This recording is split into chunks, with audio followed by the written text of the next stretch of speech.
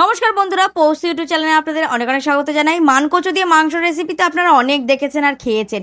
চলুন দেখে নিই আমার মায়ের বানানো এই রেসিপিটি, যা খেতে হয়েছিল কিন্তু একদম ফাটাফাটি।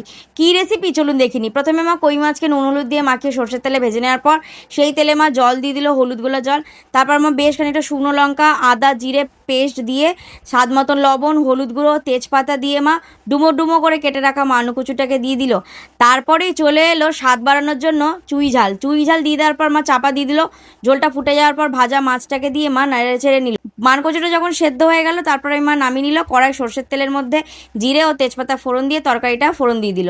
বেশ খানিকক্ষণ নাড়িয়ে একদম নামানোর সময় আমার মা দিল ভাজা গরম মশলা গুঁড়ো ও জিরে গুঁড়ো, শুকনো খোলায় ভাজা জিরে গুঁড়ো দিয়ে মা বেশ খানিকক্ষণ ফুটিয়ে নামিয়ে দিল। তারপর তৈরি হয়ে গেল দারুণ স্বাদের বা দুর্দান্ত স্বাদের কই মাছ দিয়ে মানকচু দিয়ে রেসিপি, যা খেতে হয়েছিল একদম ফাটাফাটি। আমি তো ভাত দিয়ে খেয়েছিলাম, তবে আপনারা যদি রুটির সাথে খান তার সাথেও কিন্তু এই রেসিপিটি একদম জমে যাবে।